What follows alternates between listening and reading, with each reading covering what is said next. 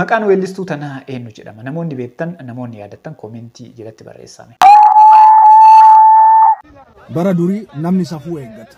Dogongoroo viidiyoo biraatiin walitti deebinee jirra. Viidiyoo torban kana miidiyaa hawaasaa irratti namoota hedduu haasofsiise. Akkasumas viidiyoowwan barsiisaa fi bashannansiisaa ta'es hin jira. Hanga xumuraatitti na faana tura. Namoonni yeroo jalqabaaf gara chaanaalii kanaatitti dhuftan yookiin sabskraayibiin godhin sabskraayib godhaa. Hundi keessanuu laayikiin keessan na barbaachisa waan ta'eef laayikii godhaa gara viidiyootti.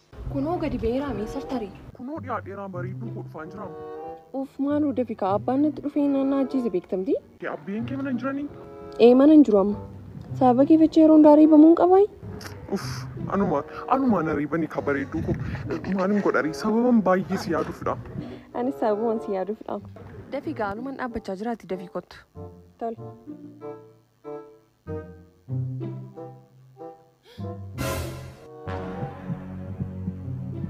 Hin deemnee yaabbati. Prank! Prank jechuuf miti gaammas. Eeyyee prankiin si gochuuf ture makamtiin irratti bartee jirra. Ati mucaana namee qaba kana malee hojii hin qabduuyi.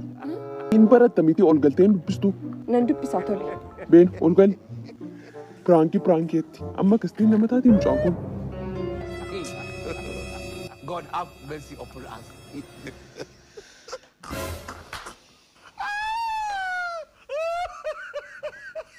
Sakana immoo maaltu saraate isaa moo prankicha godhanii isa kanas.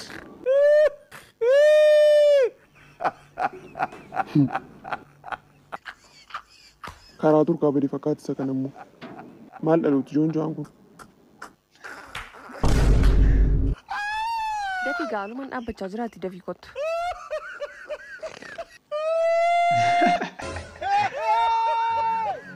Maatii keessan akkanatti gowwoomsuun sirrii miti. Suuqiin banadhe malee jedha. Bassuu fi Qaaddi Haacaaluu yookiin sanyii Haacaaluu afaan Oromootiin ijoollee yeroo ammaa kana miidiyaa hawaasaa irratti waan guddaa hojjetaa jiran keessaa isa tokko. Suuqiin banadhe malee ilkaan illee miti. Afrikaan banadhe achitti. Eessa dhalattisa?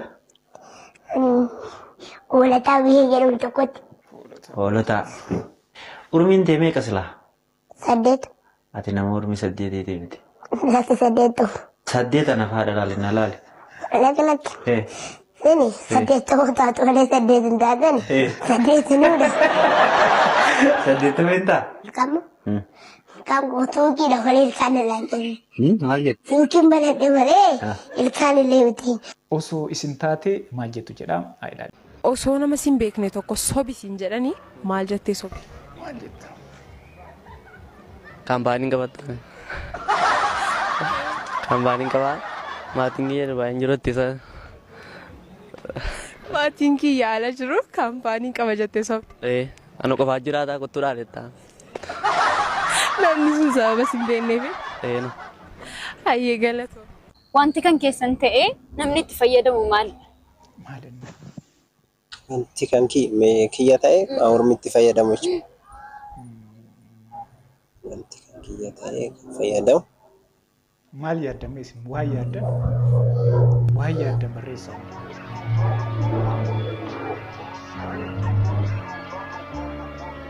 Maal jennaa?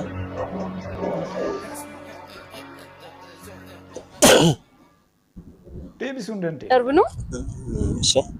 Mee deebiin gaafii kanaa maal inni jettanii yaaddan? Barreessaame.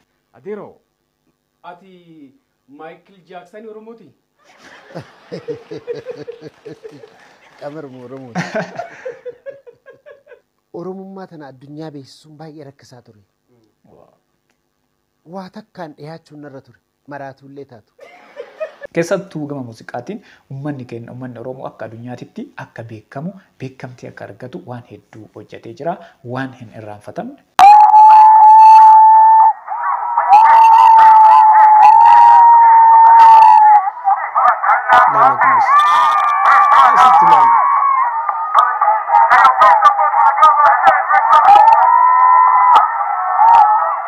Viidiyoon kun viidiyoo torbaan kana miidiyaa hawaasaa irratti namoota hedduu rifachiise keessaa isa tokko yoo hin yaadatu ta'e gaafiif deebii isiin miidiyaa wayii wajjin goote yoo ilaaltani achirratti wanti isiin haasa'aa turte namoota hedduu ajaa'ibsiise namoota hedduu rifachiisee jira. Kana qofaa miti shubbisni isiin shubbiste kun haa uffata gabaabaa uffattullee haa sirbitullee garuu maaliif akkas gooti jedhanii namoonni hedduu viidiyoo kana irratti yaada nama ajaa'ibsiisu kennanii jiru. Bara durii namni safuu eeggata. Dogongora hojjetaa jiraachuu isaa badii hojjechaa jiraachuu isaa akkanumatti beeka. Badii hojjetaa jiru saniif akka namni tokko ittiin beeknetti mistira cimaa godhee eeggateeti yoo baalages yoo badii dalages yoo jaartii isaa irratti jaartii biraa barbaadates isiinis yoo jaarsa irratti jaarsii biraa barbaadatte yoo jaalallee isii mana dhiiftee kan biraa wajjin baaledes mistira guddaa gootee dhoysite akka namni tokko ittiin beeknetti akka ollaan ittiin beeknetti innis mistiraan qabateeti isiilleen akkasumatti iccitii guddaa gootee qabattee wanta dalagansa waliin dalagan. Bara ammaa kana ammoo wanni hundi faashina bakka. Gaafa baalaydus, gaafa hattus, gaafa achisiiftus dhoysaan tokko wanni mistira jedhamu hin jiru. Addabaabaa irratti akka fedhan ta'an. Wanni isaa jalaa dhokatan tokko yoo jiraate isiilleen jaalallee ofii yookaan jaarsa isii jalaa dhokatti innis jaalallee ofii yookaan jaartii ofii jalaa qofa dhokata. Ka kanarraa hafe wanni hundi addunyaa irratti saaxila bayameetu akkuma fedhame godhamaa jechaadha. Look amma viidiyoo kana ka argitan kun isiilleen jaarsa biraa qabdi innis jaartii biraa qaba. Lachuu dhokataniiti hannaa walitti dhufanii akkanatti walitti rakkatanii hafan biyya Kaameruun keessatti ka kuni ta'e. Namoota biyya san keessatti waan akkanaa osoo hojjetan qabaman yookiin namoota waan akkanaa hojjetan akkanatti uummata duratti baasanii salphisu. Guys, wanta USA California keessatti ta'aa jiru hundi keessanii quba qabdanii miskiinni hin barbaachisu miskiinni bakka hin jirre jiru rabbi bidda san irraa qabbaneessu jecha maaltu ta'e beeytanii 6 of January qophii wayii gaggeeffamee ture qophiin wayii gaggeeffamee ture qophiin gaggeeffamee isa kana mee viidiyoo kana ilaallee walitti adeemu. Cast and crew are leading the way with 11 mentions. Moms are holding strong with 3 shout-outs. God, creator of the universe, 0 mentions. No surprise in this godless town. Yeah, akkuma dhageettan 6 of January qophii wayii gaggeeffamee ture qophii gaggeeffame san irratti rabbii fi nama wal madaalchisanii raankii gochaa turan jechuudha. Akkasuma maal jette dhumarratti godless town jette. Taawunii rabbi hin qabne yookiin rabbitti hin amanne waan akkasii wayii jette guyyaa lama booda wanni kun uumame jechuudha. Yaa rabbi nutis.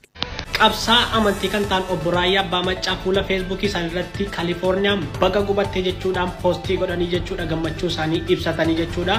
Jiraattonni Ameerikaa immoo akkas jechuudhaan deebii ga'aa laatanii jechuudha. Dhalli namaa si'a lama wallaalaa ta'aa jedhan tokko gaafa dhalatu lammata immoo gaafa dulloomee du'atti dhiyaatu wallaalaa ta'aa jedhan nama guddaa akkasiirraa waan salphina akkasii eeguun hin eegamu ture jedhan iddoon hangaa oola.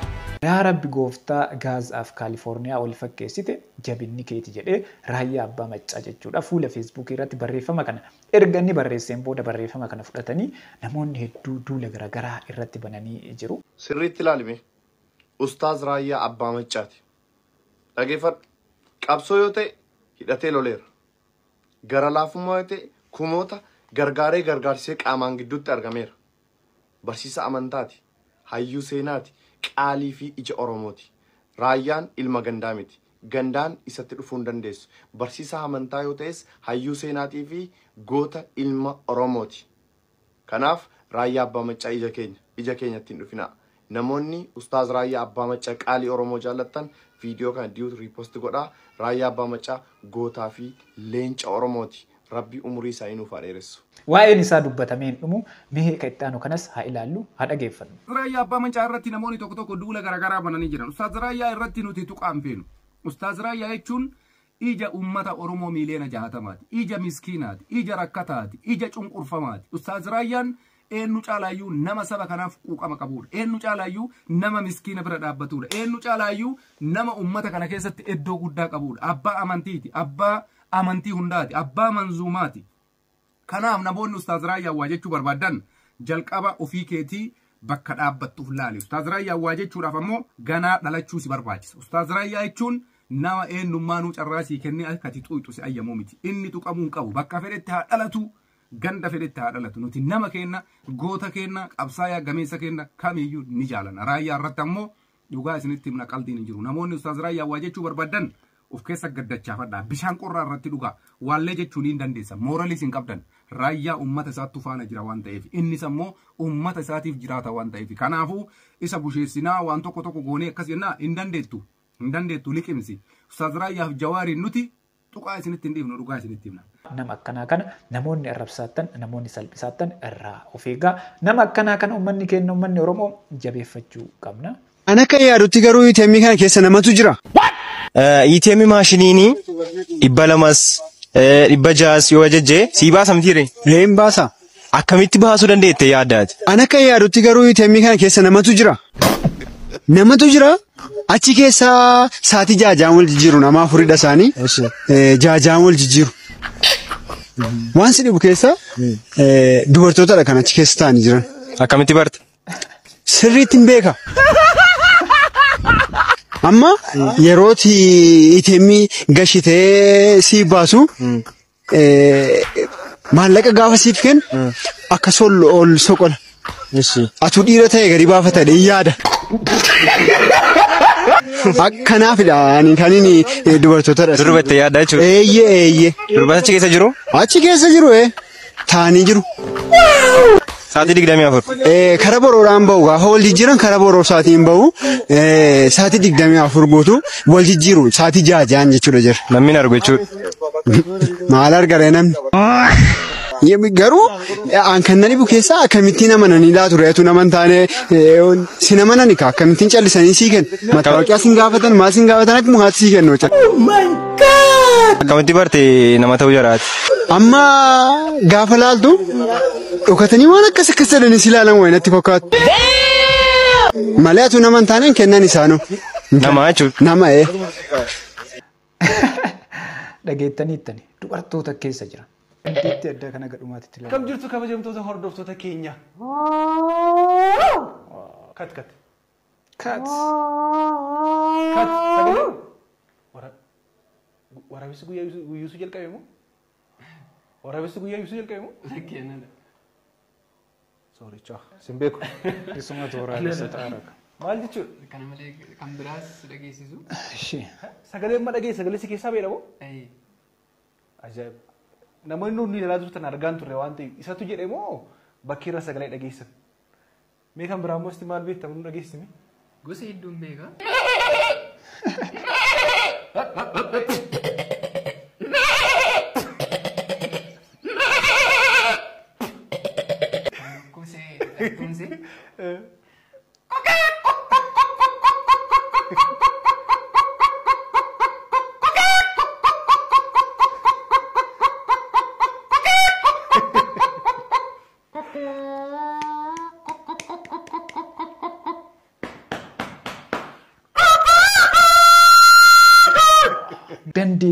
dandeettii nama ajaa'ibsiisu qaba haa xumurrume.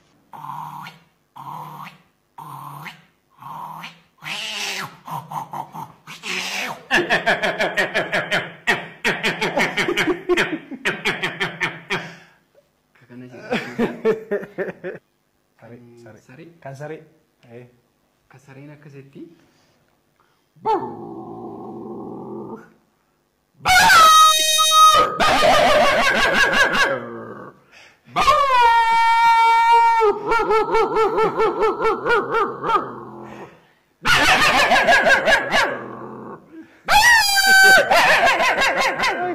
Haati warraa koo dheertuu ta'uu qabdi jedha.